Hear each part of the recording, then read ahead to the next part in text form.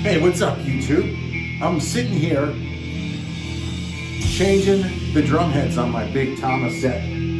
So I'm sitting here changing the drum heads.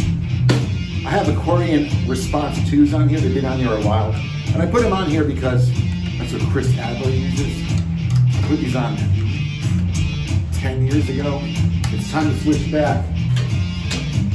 Coated Emperors. A little more meat to them. These sounded really cool when they were new. Now they're kind of old and brittle sounding.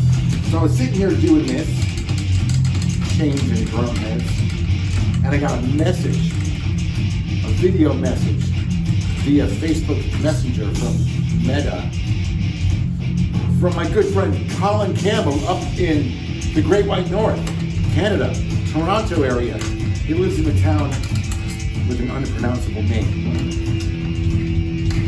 So he sent me a video of him and his son jamming a Metallica medley. Colin on the drums, his son Josh on the guitar, Black Les Paul. So me and Colin go way back to the early days of Hollywood, like early 90s.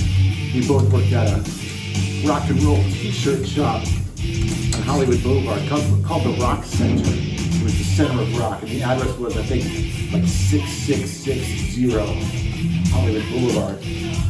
Those were the good old days. I think we were making $5 an hour, maybe even $5.25. Get paid every 2 weeks, and it was like, your paycheck was like $200. The goal back then was to live on $7 a day, not just partying. Not easy. And back then, Colin was in a band called Seed with Bobby on the lead vocals and Mike Smith. Oh, Mike Smith, the guy we're calling Mike Smith from my Peter Chris video thing. In a band called Seed. Forgive me, I don't know the bass player's name, but he was also from Canada, eh? And I would go, after getting off work at the Rock Center, I'd go hang out and watch them practice. They lived at Hollywood and Western when that building was like, it was like Iraq before Iraq was Iraq.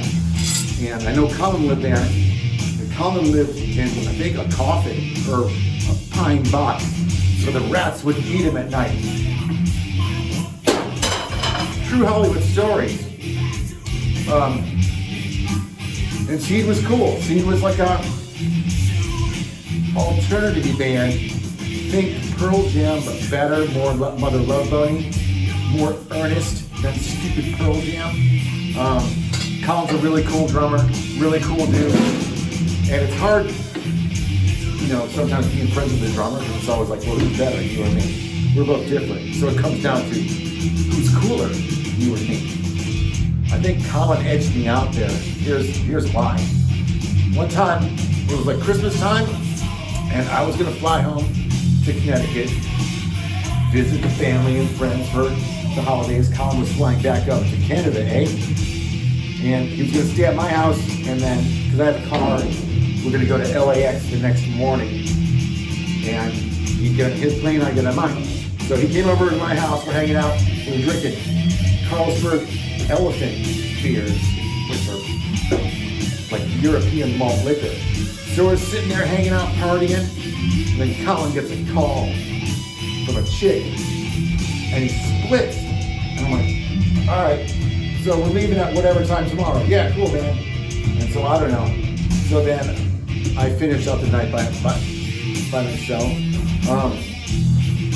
And then next morning I'm up, and I'm like, it's like kind of time to go to the airport if we're gonna make this flight start. And there was no way to reach Colin. This was back before pagers even. So if somebody split, they might as well be a fugitive on the run. There's no reaching them. So I just had to stay with the schedule. I'm like getting ready to go. Colin walks in, ready to go. He's been up all night partying. He drives to the airport, he's asleep in the truck. He pretty much walked out of the plane and woke up in the Great White North. So he edged me out there as far as coolness goes, because I was just going to take it easy. No, I got a long flight tomorrow. So did he. He didn't take it easy. So he gets the edge there. So I'm changing these drum heads because my next song I'm doing will be something from Slayer. So I got to look and feel my best and sound my best. Which reminds me, you want to look and feel your best and sound your best? try Sky Rizzy. Sky Rizzy. That said, so Colin and Josh are my third special guests on the channel and my first international / virtual guests, all the way from Canada. I'm gonna cut from here. Since he sent this to me, I have to like edit it, so I got to do this on my freaking computer.